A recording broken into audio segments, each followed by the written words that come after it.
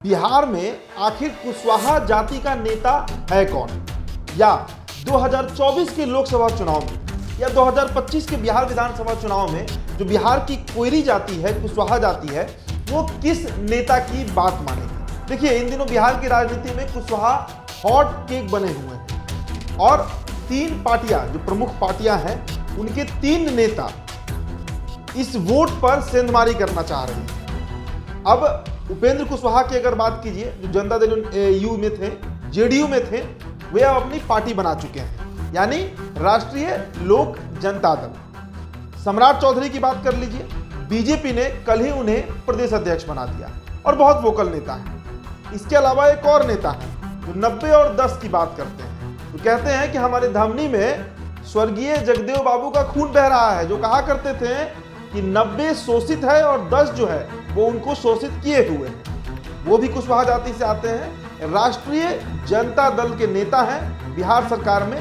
मंत्री हैं। तो अब पूरा खेल जो है वो इन तीन नेताओं के द्वारा खेला जा रहा है और इसमें इनकी जो पार्टियां हैं उनका पूरा सहयोग है। लेकिन इन सब के बीच जो सबसे बड़ा नुकसान होने जा रहा है वो जेडीयू का होने जा रहा है। कारण है कि नीतीश कुमार, जिनका कह सकते हैं पिछले 2 दशक से कुशवाहा जाति पर कॉपीराइट था, उनके वोट को कहीं नहीं जाना था, वो जाति अब अपना नेता तलाश रही है और नेता कौन होगा ये 2024 में पता चलेगा। लेकिन सभी पार्टियां कमर कसी हुई हैं और इसमें सबसे लीड लेते हुए भारतीय जनता पार्टी दिख रही है। कैसे दिख रही है, इस पर हम चर्चा करेंगे। देखिए, सबसे पहले ये गणित समझना होगा कि बिहार में दरअसल कुशवाहा जाति अचानक से, आप कह सकते हैं, इतने चर्चा में क्यों आ गई। कारण इसका रहा कि जिस लवकुश समीकरण पर दम भरते रहे नीतीश कुमार, उपेंद्र कुशवाहा उससे बागी हो जाते हैं और उपेंद्र कुशवाहा साफ कहते हैं अब नीतीश कुमार बर्दाश्त नहीं। इसके अलावा उन्होंने यह भी कहा कि त्रिवेणी संघ की बात की गई थी 1929 में, यादव कोयरी कुर्मी की, यादव ने राज किया, कुर्मी ने राज किया, कोयरी क्यों नहीं राज करेगा? क्यों फिर यादव जाति का ही एक नेता युवराज तेजस्वी यादव ही मुख्यमंत्री बनेंगे?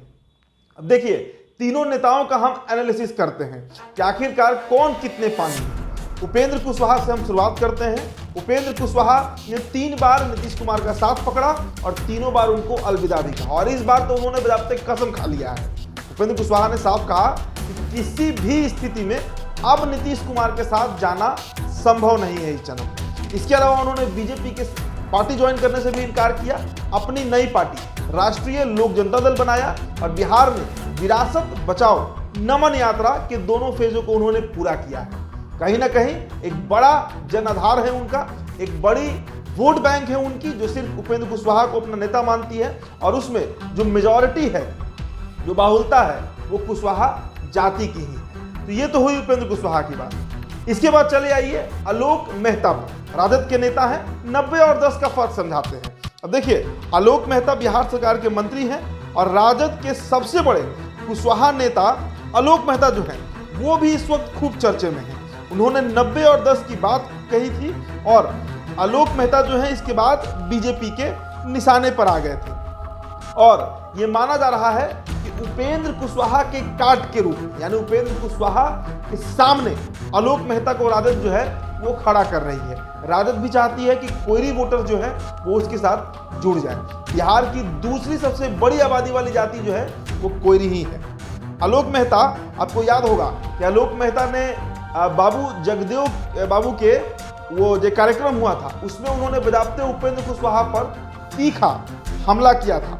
उन्होंने कहा था कि अगर सभी एकजुट हो जाएं, सारे कोयरी एकजुट हो जाएं, तो राजद जो है वो इतिहास रच के दिखाएगा। उन्होंने यह भी कहा था कि कुछ लोगों ने समाज को खाना बदोश बना दिया है, कुशवाहा समाज का कभी घर बनने ही नहीं दिया।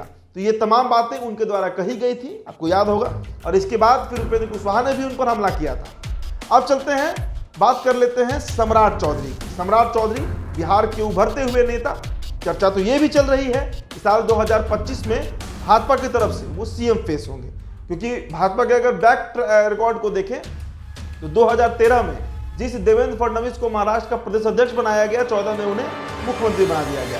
कुछ ऐसा ही विप्लव देव के साथ भी हुआ त्रिपुरा में। तो ऐसे कई उदाहरण पड़े हुए हैं जिससे ये लगता है कि सम्राट चौधरी जो है वो बीजेपी के सीएम फेस बन सकते हैं। और इसके अलावा सम्राट चौधरी के साथ जाति समीकरण तो है ही, इनके साथ साथ विधान परिषद में बीजेपी उन्हें नेता विरोधी दल बना दिया।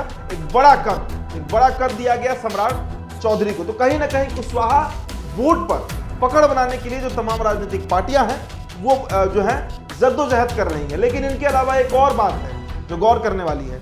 उपेंद्र कुशवाहा बागी हैं, नाराज चल रहे हैं जेडीयू से, और सबसे अधिक उनकी नाराजगी अगर किसी से है तो हर बार अपने हर चर्चा में, चाहे वो प्रेस वार्ता हो या कहीं भाषण दे रहे हो, उसमें उपेंद्र कुशवाहा एक बार जरूर कहते हैं। वो कहते हैं कि जंगल राज वापस आ गया। वो कहते हैं कि युवराज यानी तेजस्वी यादव को गद्दी नहीं सौंपने देंगे, चैलेंज तक करते हैं वो मन से। इसका मतलब आप समझिए 2024 का जो लोकसभा चुनाव होगा उसमें अगर उपेंद्र कुशवाहा और सम्राट चौधरी एक साथ आ जा रहे हैं तो इसका मतलब होगा कि 1 जोड़ 1 2 नहीं बल्कि 1 जोड़ 1 11 हो जाएगा।